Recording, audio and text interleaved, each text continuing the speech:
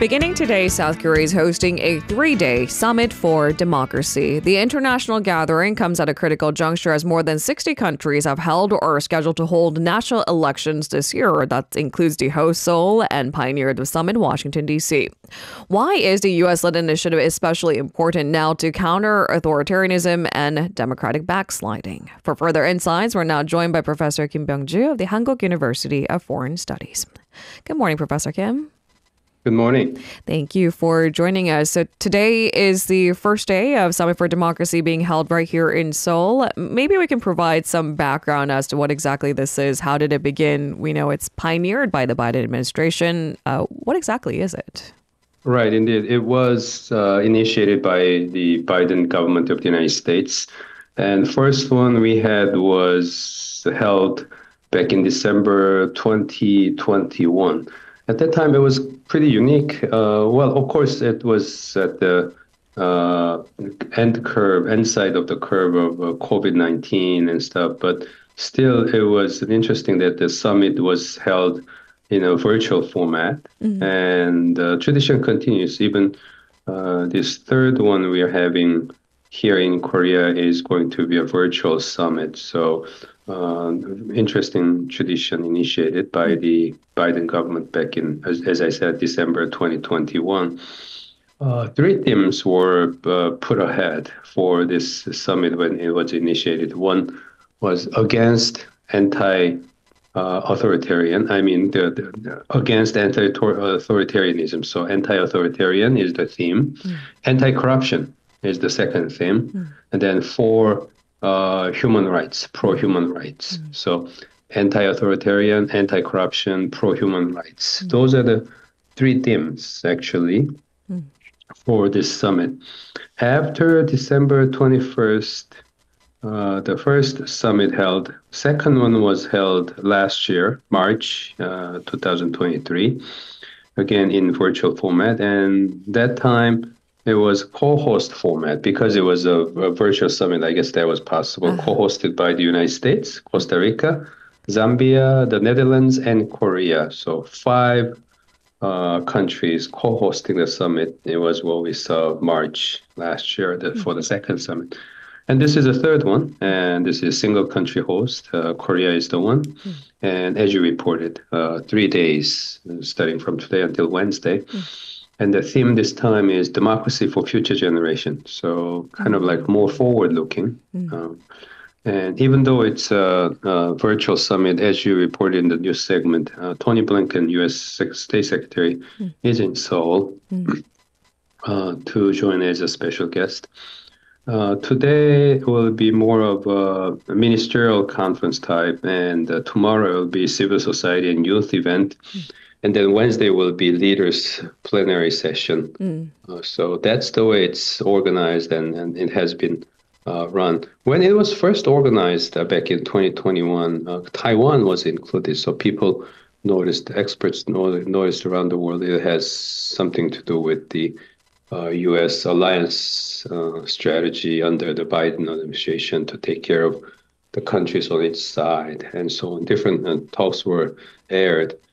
There was some criticism when the first summit was held because at that time, the Philippines was ruled by President Duterte, and the Philippines was invited. And some of the critics of Philippines were saying, is Philippines really a country of democracy or not? And then other critics at that time was raising question about including Brazil, Indonesia, and Nigeria, and so on in this conference. But I guess different people can say different things. So the controversy we noticed at that time, and this time, I don't think we hear as much of controversy as we heard during the first gathering, I guess. Okay, so maybe that might be a change. One of the bigger differences between the first Summit for Democracy in December 2021 and the one being hosted in Seoul now.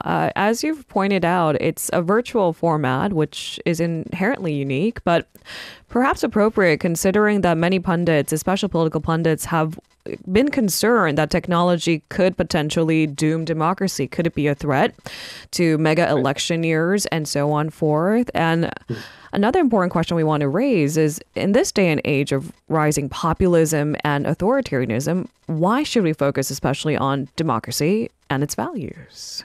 That's an important question because a lot of people actually raise that question. Does democracy matter anymore?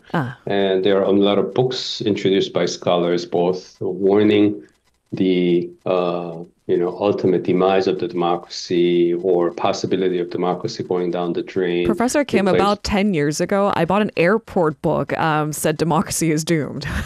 Yeah. 10 years ago, let's say, there was a 2011. Yeah.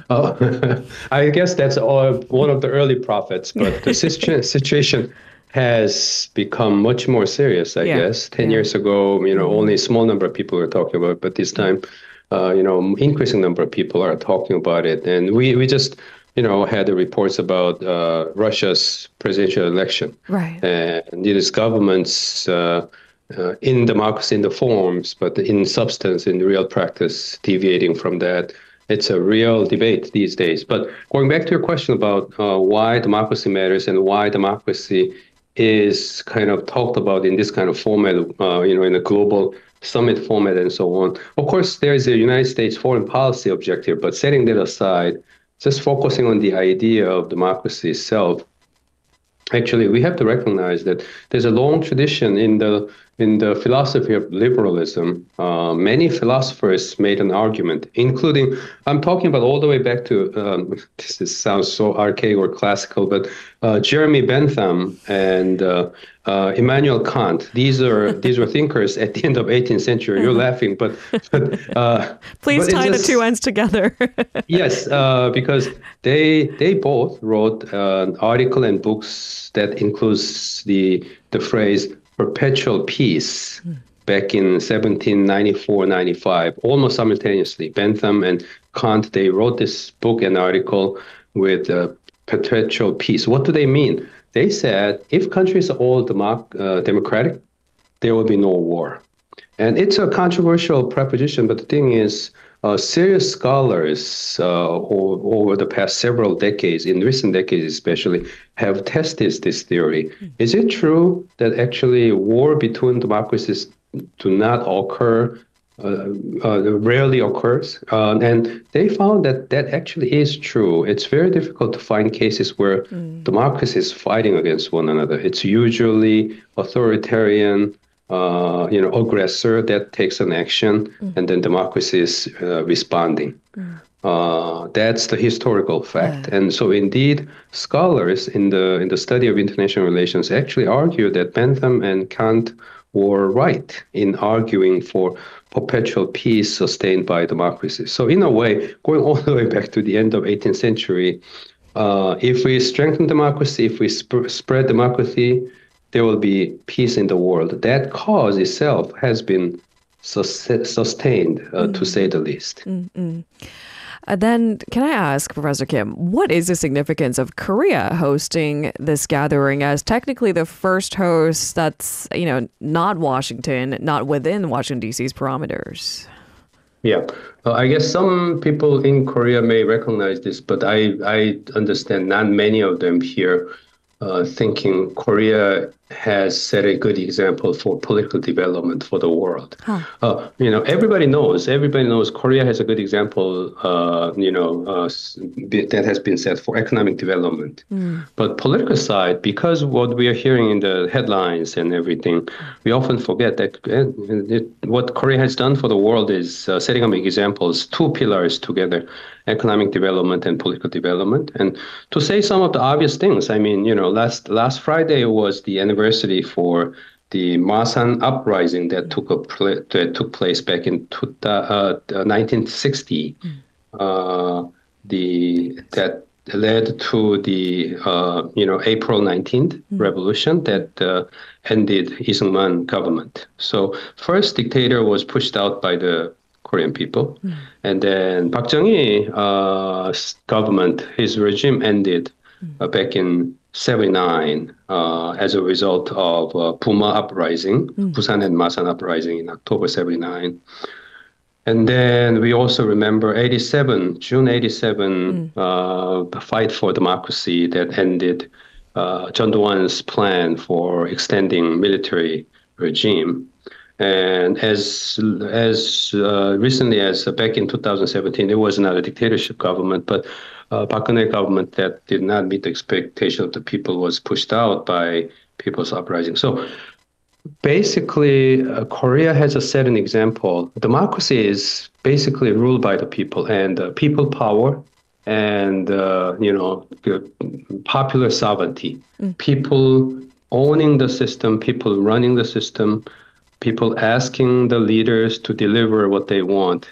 Korea has set a very strong example of how countries should be run actually by the will of the people. And there have been many, many examples of Korean people fighting for democracy and achieving it again and again.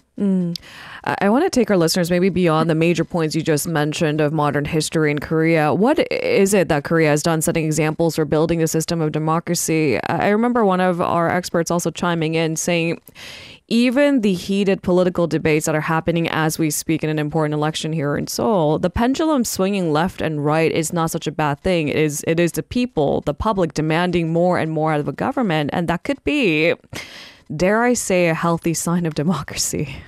Yeah, exactly. As we discussed before, right? In Yes. Northeast Asia and East Asia, it's rare to see an example. Maybe Taiwan may be following Korea's example, but not many countries around the world, especially in this East Asia, change of government regularly taking place. For a while, Korea saw after democratization, every 10 years, government was handed to the other side of political spectrum, one after another. And that's all by the control of the people. And so that's an example that you cannot deny.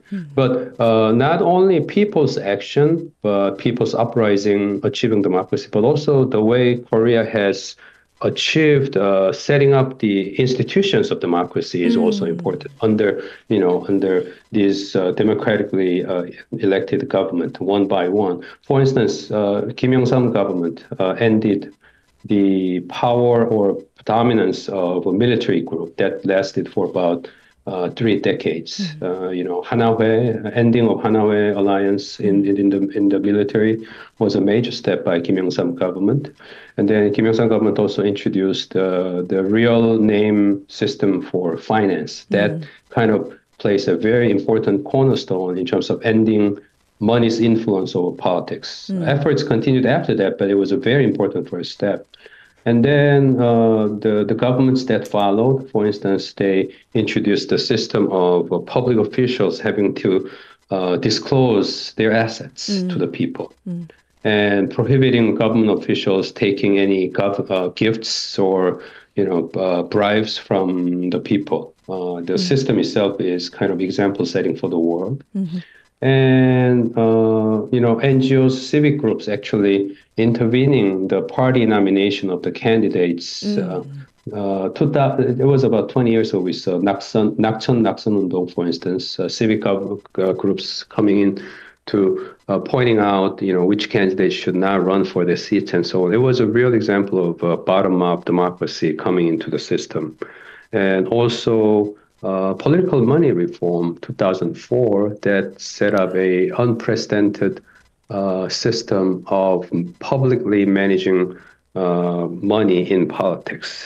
That's a system that not many other countries have kind of matched. And Korea has set up all these different examples of building systems of democracy over the years. And so I think we need more efforts in terms of understanding what has Korea achieved, not only through its struggle and fight for democracy and driving out the dictators one by one, but also quietly building the foundation and system of democracy and cornerstones of democracy over the years. I think we need to further highlight those efforts. And that works actually go to people like me, scholars who study politics,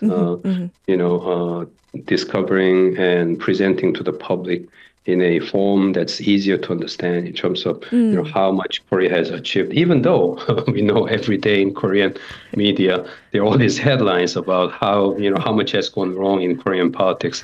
In order to fix the problems now, we have to understand how much you have come so far. We need better balance between the achievement on one hand and then failures on the other, so that we can actually rectify these failures further. Professor Kim, I like how you take punches at the nature of media almost weekly, and I feel the need to defend, but that's fair. I think we have to sometimes adjust our perspective. How are headlines formed, and what do they exist for? And should we always take a deeper dive to understand a bigger context? It's not just about the daily headlines after all. Exactly. Here's the big question perhaps we all ought to be asking. To what extent can we say that such a legacy in Korea offers confidence for democracy in the long term? Or should we look at the inverse and say that despite what we have achieved so far, Korea's democracy may still face a decline, just like other leading democracies of the world have experienced? We have seen countries like the UK and the United States, and particularly the United States, succeeding in establishing a wonderful system of democracy that becomes example for the world, but still take the course downhill, basically, declining the system. What I remember is ever since 1980s, United States emphasizing smaller government and the market, minimum government and maximum market, and highlighting economy and then downplaying politics. What they ended up was these free competition principles and so on resulted in incredible polarization of the system, people being left behind while the elites accumulate unbelievable amount of wealth and prosperity on the opposite side. And this polarization basically literally means system falling apart. And we have seen these kind of cases. That's why we are concerned. And looking at that, what we have to keep in mind is Korea also, as we discussed, has built all this wonderful system of democracy over the years without people realizing as clearly. But now what we have to do is keeping in mind these examples of other countries, negative examples of other countries, and try to avoid what they have done. And so what we should keep in mind is what these countries have failed is in holding together the national community. Actually, the holding together the national community is the most important function of politics. Economics is much about individual players trying to maximize their profit, doing things on their own, and then coming together in harmony through the market system. But politics is about common goods, okay, you guys have been making a lot of money now. Let's say, let's think about certain redistribution so that we will make sure that nobody is falling behind.